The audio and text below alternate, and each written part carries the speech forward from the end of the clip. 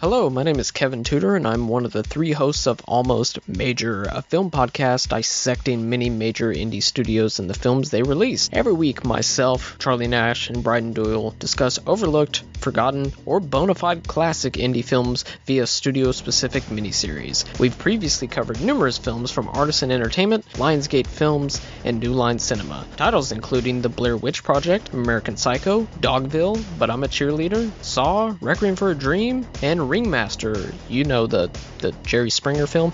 Anyways, we have a fun time every week and we hope you will join us. Subscribe to Almost Major wherever you get your podcasts. Now proudly a part of the Someone's Favorite Productions podcast network. Do you love movies? So do I. What's up, y'all? It's KB, and I love movies, inviting you to listen to The Conversation, a film podcast where passion meets perspective and opinion. From the old school to the new, I invite a guest on to discuss the movies that thrill us, challenge us, break our hearts, or even blow our minds. There's always new episodes dropping wherever you get your podcasts. So join the conversation. We don't just watch movies. We love talking about them too. The Conversation with KB Loves Movies, a part of Someone's Favorite Productions podcast network.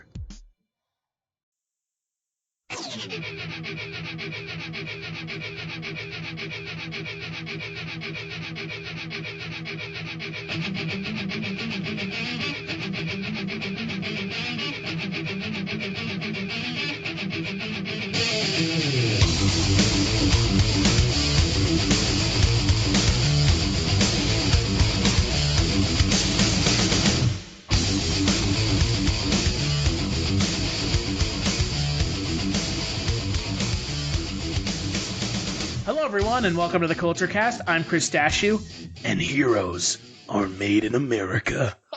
And I am Sean Liang.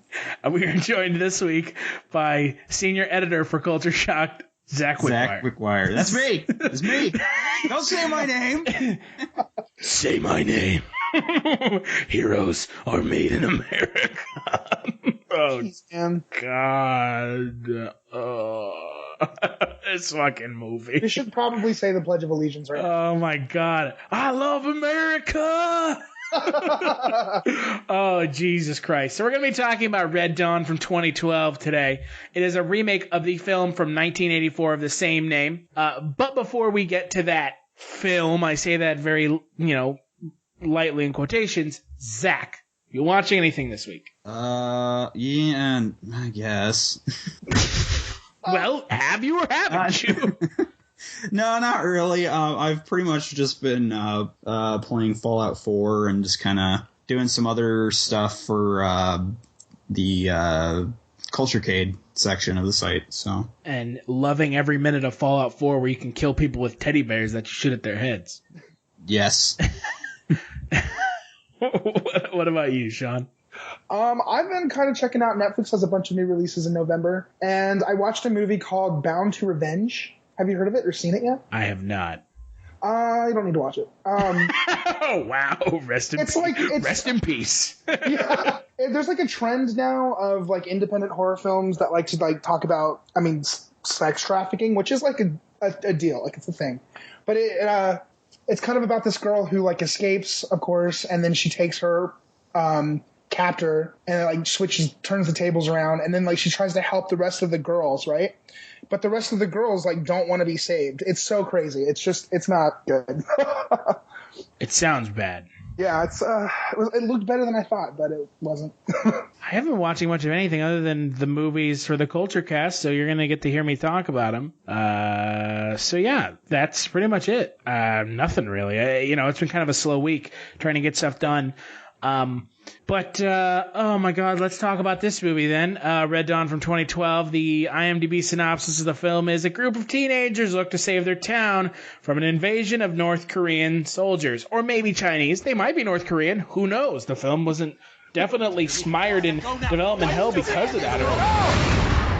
If you're seeing this broadcast, you are in a part of the country no longer controlled by the government of the United States. Boys, I love you both, but I want you to do what I would do and kill this piece of...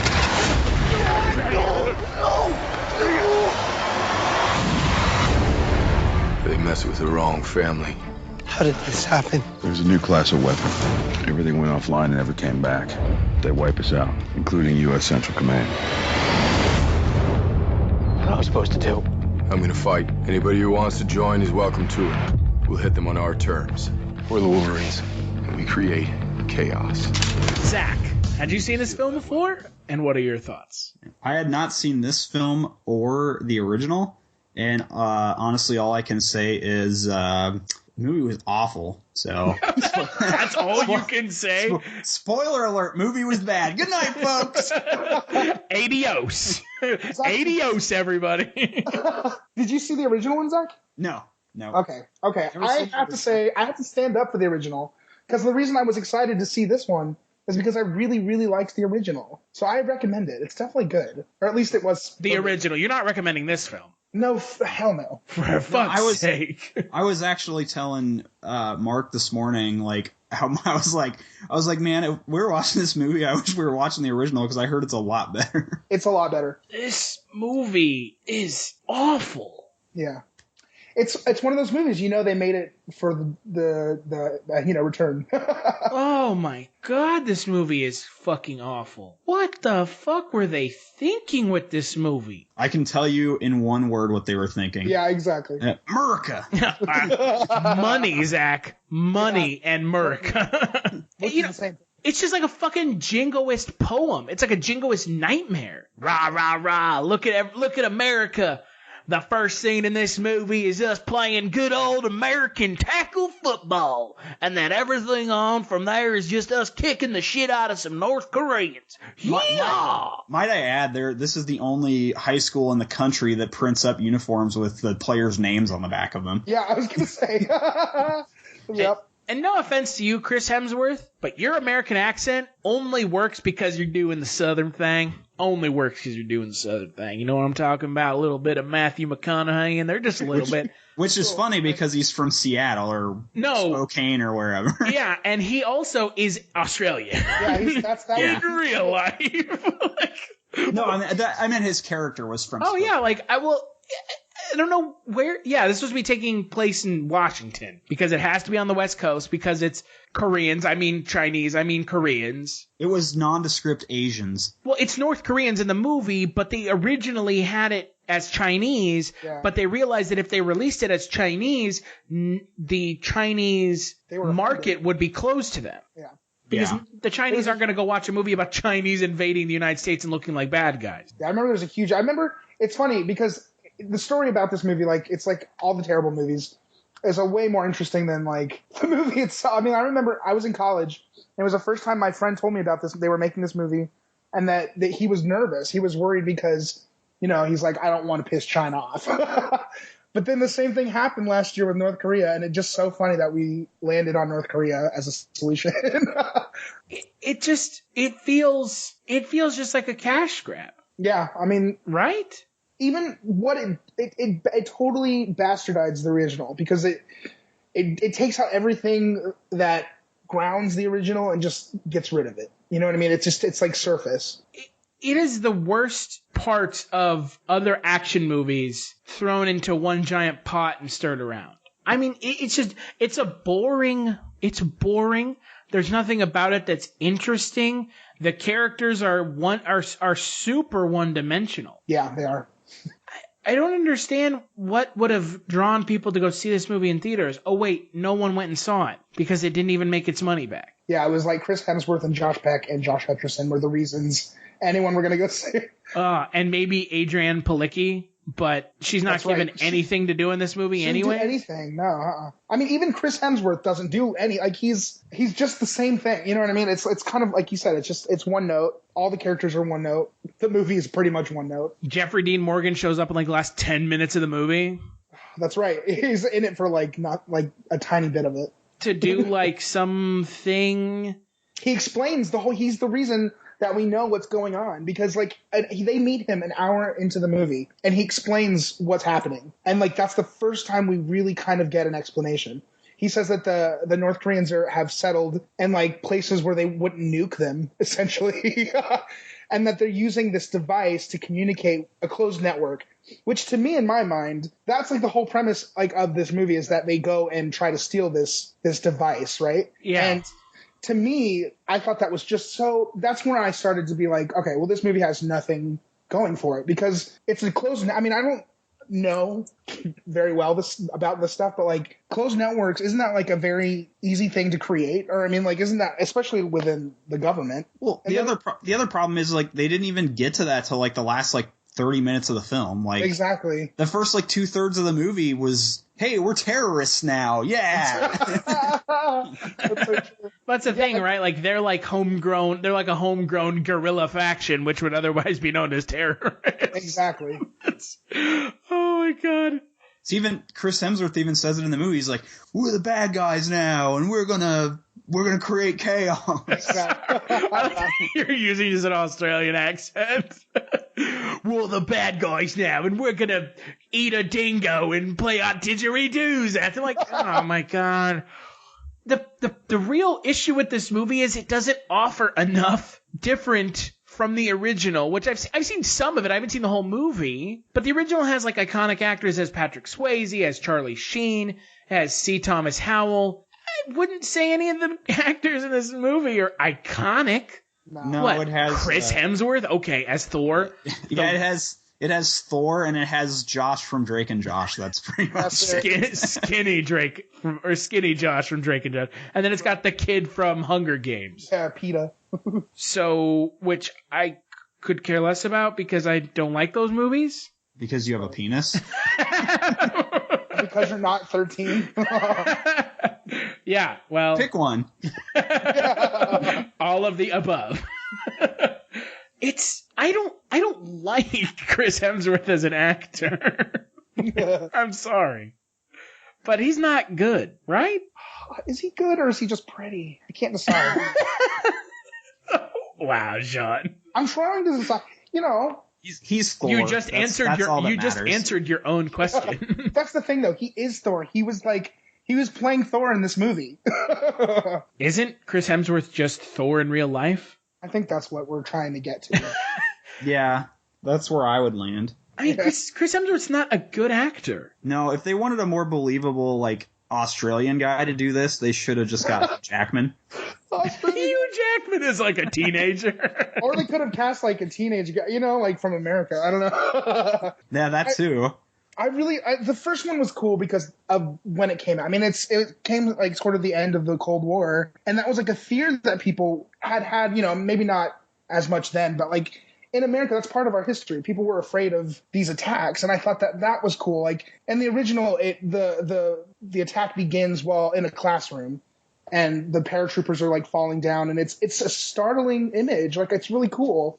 And this one, it's just even those little tiny profound moments are just washed away in crap. In a sea of bad CG. Yeah. With characters that may or may not be Chinese or South Korean. We're not sure. Just something not American. We'll just go with nondescript Asians from here on out. Yeah, exactly. I'm still going to refer to them as North Korean Chinese people. This movie, I think, and this is something I've touched upon in the past, and I'll touch upon it now. The worst kind of movie for me is a movie I don't have an opinion about, and I don't really have an opinion about this movie because it's not overwhelmingly bad. It's not good. So it's just kind of bland. It's kind of generic action movie. Yeah. This movie, you could have just slapped generic action movie as the title, and I would have been like, okay, yeah. The title is exactly what it is. It's a generic action movie. There's no question to that. Yeah. There's nothing about this movie that even attempts to be interesting. I found the pacing to be kind of strange. Like it was like, you know, at the beginning, like the yellow people invaded, and then that's even more racist than before. Why don't you just say the Orientals while you're at it? Those foreigners. Can we go with foreigners? Those foreigners invaded, and they like. Their dad was like, "Hey, go to this cabin in the woods," and then wait! Was that a joke about Chris Hemsworth being a cabin in the woods, right?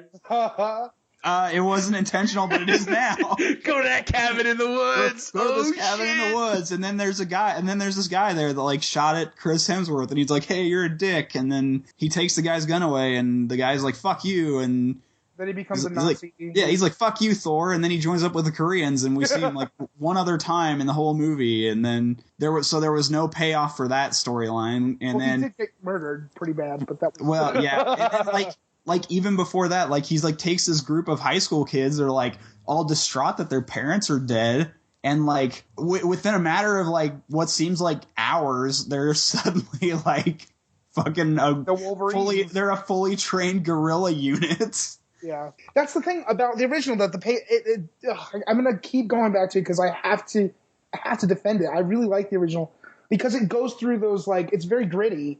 Like, you see, it feels like kids holding guns in the original, you know? I'd like to point out that I would actually have enjoyed this movie more if they had become gorillas. If they just metamorphosized, right? You know, you're totally right. The pacing is awful, and how are we supposed to believe that these, like, dipshits who are, like, college football players are all of a sudden able to just, like, mow down Korean Chinese? Yeah, and, like, none of them are bothered by it. Like, nobody's like, man, I sure don't like killing these people. Josh Hutcherson is a little bit. He throws up. Yeah, like, that one scene. There was, like, no ever, like, internal struggle or, like, anybody being like, man, I can't do this. I can't kill another person. You know, like a real person would? Yeah. Yeah.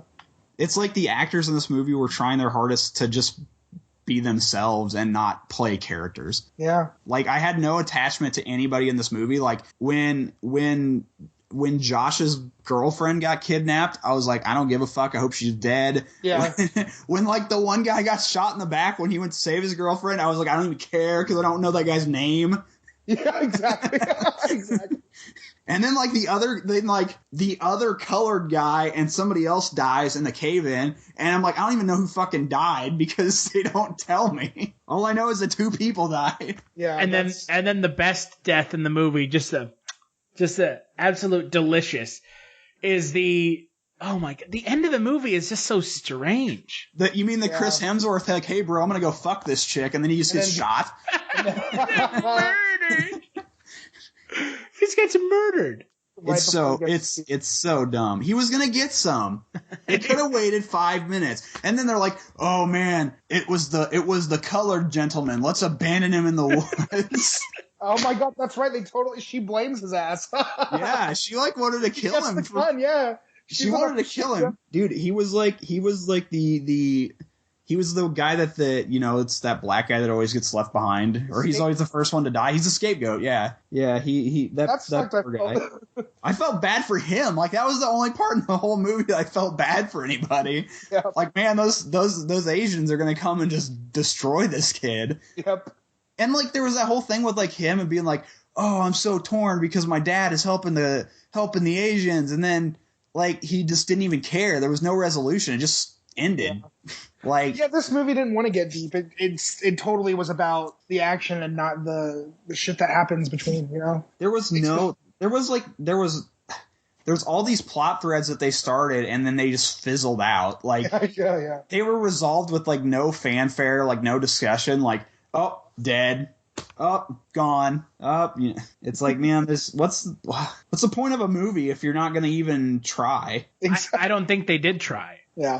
Somebody got paid for this crap. I know. And that's probably the most disappointing part. Yep. Oh, man. What about when Officer Cho just so happened to be locked up or like his office was in their dad's office? That kind of pissed me off. That was so dumb. Like, he was such a horrible villain. He was in like 3 scenes. I know. He didn't do anything. He didn't actually. I don't think he killed anybody. Why? No, he killed their dad. Their dad. That's it. He shot their dad in the head, and he had no point in this film. Like, he could have not done anything in the whole movie and just got shot at the end, and it would have had the same effect. It kind of felt like that, yeah. Like, there was no like real. There was like, oh, it's the big bad guy. The Asians are invading, but there was no like central villain like you would typically have. Like in Die Hard, it was the lead terrorist, and then whatever. Like he has a name. It's Hans Gruber. I don't care about Hans Gruber. Hans Gruber is an American classic villain, sir. How dare you? I know. I apologize to the late Mr. Gruber, but anyway, it was stupid. It was just dumb. It was really dumb. It really does feel just like a cash grab. It is. It's totally what it felt like. Yeah. It really is just a total cash grab, and that's a disappointment. What were they really like? I mean, what were they even cashing off of? I mean, the name notoriety. I mean, this movie is essentially Call of Duty in real life, right? Well, I mean, it literally hits on all the points of a Call of Duty game. There was even that line in the movie. Like one of the kids was like, "Man, I miss Call of Duty," and the other kid was like, "Dude, you're playing Call of Duty in real life." Yeah. Because it is like this movie is just like Call of Duty in real life. Like even the intro to this movie was almost Call of Duty like Advanced Warfare. Yeah, it's like two brothers running through the woods together. Yeah, and it's made even more the same by the fact that the plots make no sense and no one really cares about the story. Oh, they're only in it for the multiplayer. Yeah, they're just in it to kill the foreigners. That's all they care about. It's just, I don't know. This isn't even a movie I could enjoy just like watching it drunk. Like, like some movies just watch them kind of like, having some beers with some friends and laughing at it. You can't even laugh at this movie. There's nothing exciting about it. Yeah. There's not a whole lot at stake, it feels like. No, there's really not. And that is one of the worst parts about this movie is that with a movie like this, there should be some stakes. Yeah. You should be invested in these characters. I was as invested in these characters as I am in the current WWE product. They're about as interesting. So one-dimensional. If they turn sideways, they disappear. Exactly. God, I think this movie really is indicative of current Hollywood filmmaking when it comes to remakes. Is let's give fans of the original enough to bring them into the theater. Let's try not to insult them too much by not changing a whole lot. Yeah. And at the end, we'll fail and make them realize that they shouldn't have seen this movie. They should have just watched the original. Yeah, that's exactly. I mean, it's obviously true. It's already true, right? The only thing I will say that the movie was terrible, but I almost kind of wish they would have done something to like had a callback where they should have had like their dad played by somebody from the original film, just as kind of a hey, nod to the fans, because that would have at least been something. Yeah, I guess, but I don't think it would have helped. They could have been like, oh look, the dad's Patrick Swayze or whatever. Don't say Charlie Sheen. No, I'd say I could say Powers Booth though, right? I like that guy. He's fun. Powers Booth is cool. But that's the thing about the original. It's not a kind of movie that it's sort of like the story is the reason why it did so well. It's like the reason why we remember it. It's like the iconic part of the movie is the story. So it's kind of weird. It's not a movie that you really want to remake unless there's a reason to, And I don't feel like it came out at a time and it has to where it's relevant at all, like where we need it, I mean, a lot of the movie really is just like xenophobia and jingoism, right? Like, isn't it? Yeah, it's pretty much all America's great. Everyone that's not American is bad. Right. Yeah. Like, oh, it's the Russians and the Koreans and they're teaming up to take on America. And look how strong we are. Like, I think it was another reason they did this particular movie is because like it's so easy to like slot in the media's current boogeyman in a film like this. Yeah, true. Because it could have been anybody. Like if it wasn't the Koreans or the Chinese, they could have had it be some Middle Eastern country or it could have been Russia again, or it could have been. Well, I mean, in this movie, it is Russia, right? Well, yeah, a little bit of Russia. Russia's there was like one throwaway line. Well, no, because it's like the Spetsnaz are the ones that kill. There's one guy there wearing a Spetsnaz hat. There's Russians are involved. The Spetsnaz are the ones that kill them in the house at the end of the movie. Yeah, they bring them in specifically. Yeah, they're the ones who kill Chris Hemsworth at the end of the movie are the Russians, because it's like the Koreans and the Russians teaming up. So it's literally the like all-time greatest hits of like xenophobia. All they needed was like, and Saudi Arabia's getting in on it too. You know what I mean? Jesus. Well, there were plenty of car bombs. It should have been at the end. You found out that the mastermind behind all of it was Osama bin Laden. Oh my God! Yeah. Oh dear Christ. Perfect ending. You know what? Or even better, you could have been like, the America got invaded because of Obama or what. Then you'd really be playing to the right. Yeah. You'd be playing to the kind of people that really like this movie. Oh, yeah. I mean, right? Like, this movie is made for a certain subsect of people. Isn't it? Republicans? No, I wouldn't say that. I mean, I think it's just people that are like, rah, rah, rah, America's the best. People that listen to Rush Limbaugh. Wow, I wasn't going to say any of that. That's your opinion. I wish that I didn't have to watch this movie because it's not good. I feel like I wasted, I don't know, how long is this? An hour and 40 minutes? I feel like I wasted X amount of time of my life by watching this film. Could have been better spent. Don't forget, guys, that this movie has Tom Cruise's adopted son in it. I don't care about that. Who? The black kid in the movie whose dad is the mayor is Tom Cruise's adopted son. That's really interesting. Connor Cruise, dude. That is more interesting than the entire movie. that fact alone. Yeah, it's a really bad movie. I had no interest in seeing the villain from Die Another Day as the mook South Korean or North Korean villain. It's not good. And they know it wasn't good. Yeah, they totally do. Yeah. They knew it would be because they weren't going to make it good, I think. I think they were afraid to make it anything more than it was. Yeah, and you know, the whole nature of the film not being released because of the issue with the Chinese market, and it's not good. I don't even know why you would bill actors in the film like Jeffrey Dean Morgan, who's not even given anything to do. Exactly. He comes in the last 20 minutes of the movie and he's billed on the main poster. Like, that doesn't even make any sense. It's so funny. When I saw him this time, I was thinking like how I would feel if I were him, that actor playing this part, because he knows what you'd have a wallet full of money. You probably wouldn't care. That's true. That's absolutely true. But he knows what his role in this movie is, to just sort of explain what happened, and that's it. And then he's there. You know what I mean? He doesn't even really help them. I'm sure it's one of those things like where it's just in the actor's like contract that they get mentioned on the poster. I mean, it's not like this is done before, because I mean, like, look at, say, for a movie that came out the same year, look at like The Lorax, which billed Zac Efron and Taylor Swift, even though they were only in the movie for like 20 minutes. I mean, oh yeah, well that's for so yeah, it could be for anything. It's like they'll be like, I'll be in this movie if I get top billing, you know? Yeah, and let's be honest here. The best thing Josh Peck has ever been in is Snow Day. Am I fucking right? Am I fucking right, dude? That's true, man. I remember seeing that in theaters. Snow Day is an American classic. Don't eat the yellow snow. He was like fat boy then. It was the greatest, yeah. Fat kid Josh Peck. It was great. Oh, God. Oh, man. I just... Yeah, this movie was made for money, and like that's why he's billed on the poster, because people would see it because of him. Maybe, you know, people see this movie for Jeffrey Dean Morgan.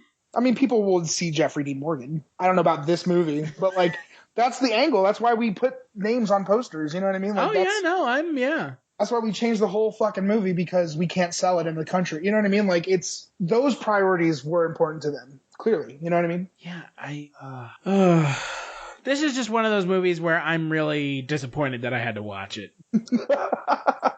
Because there's nothing redeeming about it. Not in a so bad it's good way. Not in a, let's just laugh at it way. It's just stupid. It's a movie made for the Call of Duty generation. Let's watch a bunch of people blow some shit up and shoot some foreigners. Like, okay, great. Oh, don't forget all that product placement. Oh yes. We're gonna go into a Subway and fucking rob a Subway. Put a bread in the bag. Another really topical but horribly inappropriate cultural reference. Oh God. Oh God. Fucking ridiculous, man. Oh Jesus. Well, starting with Zach. Skip it or watch it, and best performance. That shit. Skip all of it. Everything. I don't even want to pick somebody for the best performance. because this movie was that fucking bad. Nobody was good. Yeah, no one was like stellar performance-wise. I don't know what you're talking about. Chris Hemsworth deserves an Oscar for this film. Fuck you. The closest he ever gets to winning an Oscar is if he's on Sesame Street next to Oscar the Grouch. Okay. Oh my God. What about you, Sean?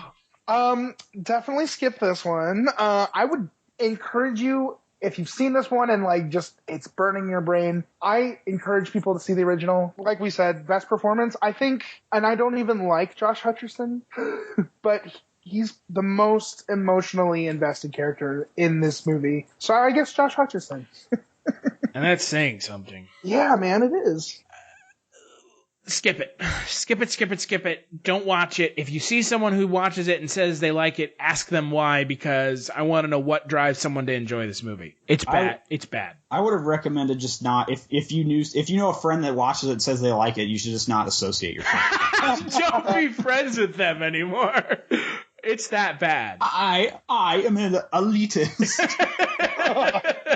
I look down on your shitty movies. So with our thoughts, I'm not going to pick a best performance, so it's not even a point. Best performance was no one. So congratulations, movie. What do you guys think the Rotten Tomato meter's at? Low. No shit.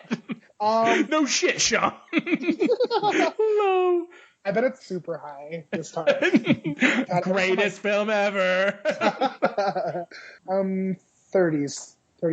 I'm going 25. You're both wrong. 12%. Okay. Awesome. The critics' consensus is the rebooted Red Dawn lacks the original's topicality, but at least pays tribute in delivering the same short shrift to character development and general logic. So it's like a backhanded compliment. At least it pays tribute to the original, which didn't have any plot development either. Smack in the face. Got him. Oh, that's fucking great. So, Zach, is there anything you want to plug before I talk about the final Kulturecast of November? Don't forget, as we are recording this, that later this evening we will unfortunately be recording the Running the Ropes podcast for this month, so expect that to be out soon. Aside from that, just go check out Kulturecast. I mean, we're doing a pretty good job with keeping it new content getting up there pretty regularly, and then I know there's some reviews for some bigger fall releases in the pipes. So, what about you, Sean? Well, I have a movie that's on its way out. It should be out in the next week or so. It's called Quarter Life Coach, and you can see it on loveevolvecinema.com. I'll put it somewhere. And then you can follow me on Twitter at Seanifer, and then on Facebook, Sean Liang. You can follow me on Twitter at Kulturestash. Make sure to like us on Facebook and follow us on Twitter. And if you like what you're hearing now, we have 100 other episodes of the Kulturecast where we talk about good movies. I know. Astounding, isn't it? And yeah, make sure, like Zach said, to check out cultureshock.com for video game reviews, movie reviews, and a little bit of wrestling. Next Monday, we're going to be talking about the final film for Not-So-Newvember, 13 Assassins. I haven't seen it. Sean, I'm assuming you haven't seen it. Nope. And we will be joined by staff writer for the site, Ben Hennig. So make sure to check that out. I'm a Wolverine, and my hatred keeps me warm. A Wolverine, so you Russians best be warned. Shooting commies, drinking deer blood, peeing in the radiator. Look up there, here comes a really angry Russian helicopter. It has been a Red Dawn.